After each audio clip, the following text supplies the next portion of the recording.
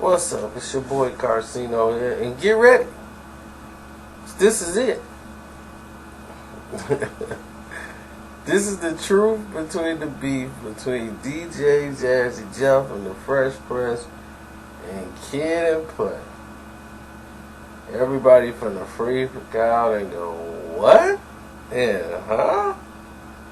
This don't make any sense. I thought they with what? Let's go to the beginning. Now, when DJ Jazzy Jeff and the Fresh Prince hooked up and started doing their thing and became a group, they had the song Girls Ain't Nothing But Trouble. And when they was putting that out, Herbie Azor teamed up. He used to rap with Play. They were the Smooth Lovers. They used to make all the love songs talking about the ladies and, you know, I'm the lover and all this stuff. So he hooked up with Kid from another crew they used to battle all the time. And Kid and Play got real close. So that's when they ended up changing their name. They would forgot what their name was. But they had a name that was like, nah. So they changed the name to Kid and Play. So that's the Kid and that's Play right there. So it's Kid and Play. And Herbie had them. They were like background dancers for the Salt and Pepper. And at this time, you know, DJ Jazzy Jeff and the Fresh Prince is doing tours based off that one album. They was on the Def Jam tour.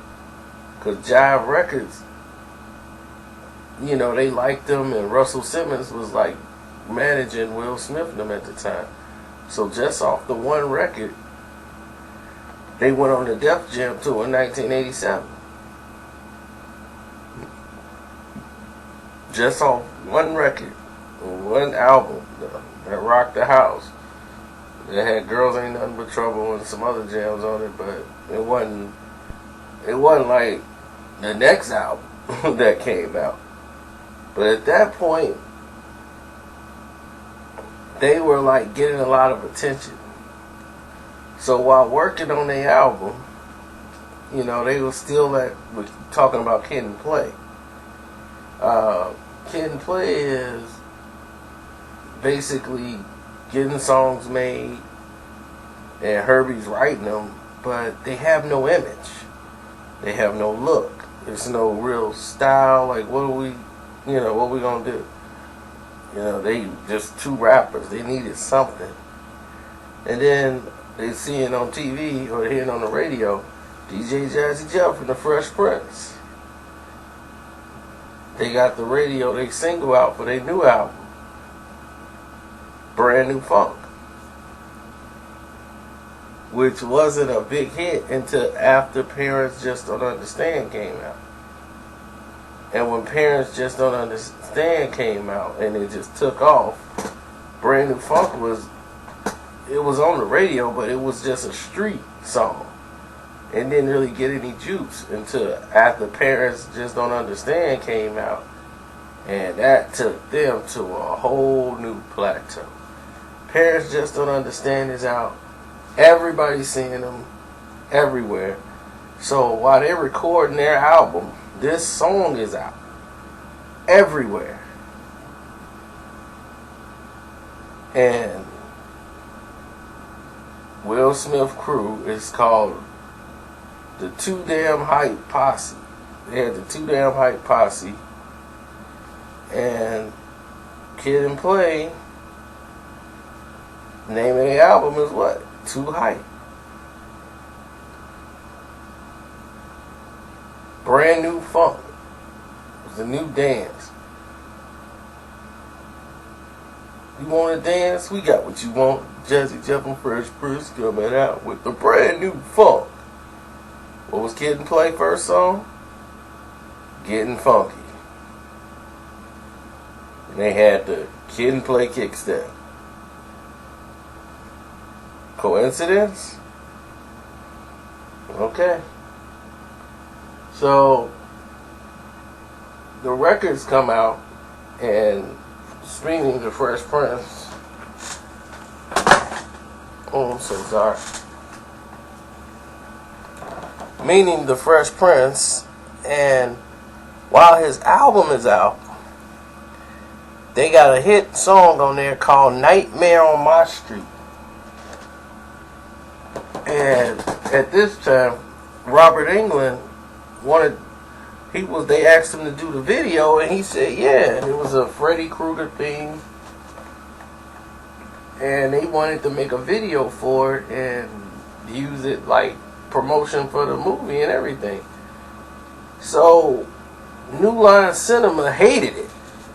They didn't sign off on it, and they was mad Robert Englund went ahead and did it without granting their permission to do so. So they stopped everybody from showing the video, and they had to put a sticker on there that this is not a property of New Line Cinema, does not approve of the song, and this is not the official song for the album. So they were mad about it completely. Then after that, it became a whole new issue about, the actual song, and then Jive Records had to get involved, and what happened was they settled the dispute. And at that time, I think the Dream Master was out, Part 4. And then when Part 5 came out, they did a deal with Jive Records where Jive would do the whole entire soundtrack to the album. To the movie. And what they had on there was all the Jive record artists. That's why at the end of the movie you hear Kumo D, Let's Go. At the end of it. They did the entire soundtrack, and they put Nightmare on My Street on that soundtrack. And then it was okay. Everything was cool. With Jazzy Jeff and the Fresh Prince. Because they got a Grammy. They blew up. They were everywhere. So to not have them on the record would have been, that was career suicide at the point. So Kid and Play album comes out in the middle of this. It blows up. They're getting notoriety. They're doing all these wonderful things. And New Line Cinema is talking with DJ Jazzy Jeff and the Fresh Prince to try to patch things up about the Nightmare on My Street situation. And they said, well, I tell you what, we got the original Hudlin, the Hudlin brothers. We got a contract with them. They love hip hop. They love you guys. They wrote a movie based on you guys. And this movie is called House Party, where you and Jazzy go ahead and do your thing, and y'all got the party. They had the script and everything, but they ended up passing on the movie because of the way the situation went, and then it was the time frame and certain management. It was a whole lot of red tape that they couldn't get approved. Then there was scheduling conflicts. So what happened was they were like, well, it's just going to sit on the shelf for a while. Then all of a sudden, Kid and Play is at an all-time high. They're blowing up, and they didn't even know if they could get Kid and Play to actually do the movie. So it was brought to them like, hey, you guys want to do this movie? They were filming a video for the movie Too Hype. And they wanted to just do that to keep their name out there. Because right now the album was already taken off. So they told him, okay, yeah, go ahead and Too Hype. Yeah, that's it. We'll do that. And once they did that, they said, cool. And in the middle of shooting the movie, they did the Too Hype. They had a rap party. They did the Too Hype video, and everything was cool on the set. And what happened after that? House party, does what it does. It blows up. And DJ Jazzy Jeff and the Fresh Prince, they went like right back to work on their album. And their next album, which was, and in this corner, which was my opinion, was just as good as He's the DJ, I'm the Rapper album.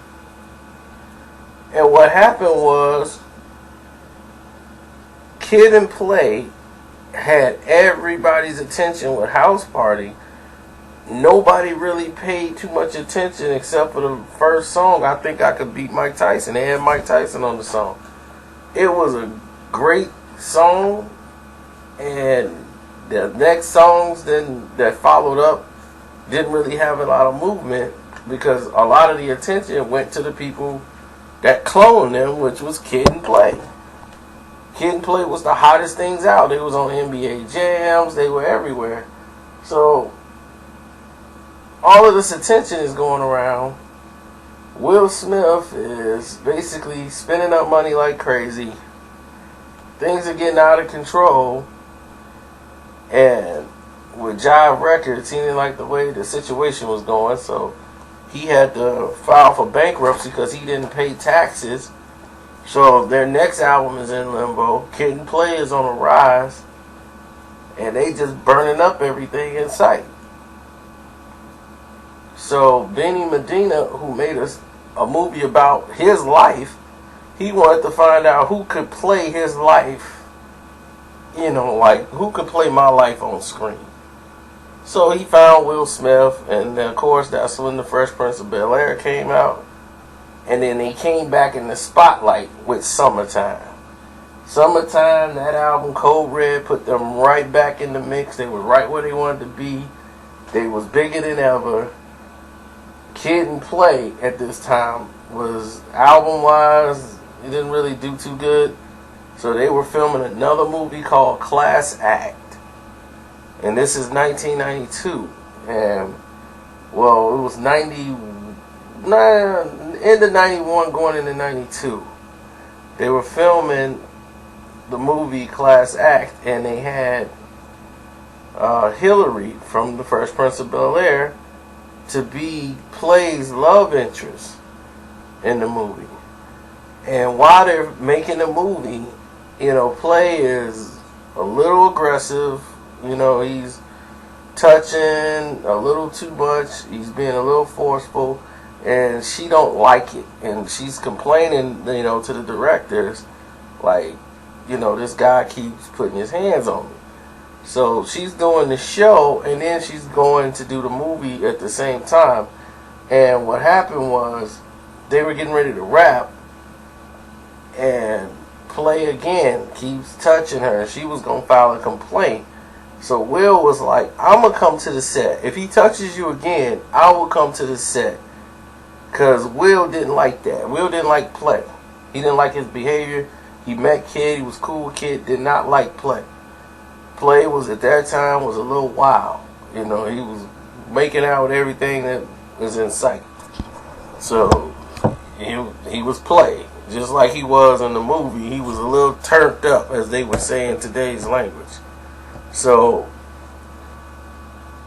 they were about to have it out. Will came to the set one day while they was actually shooting the movie, and kind of gave him the look like, I want to see you try it today while I'm on the set.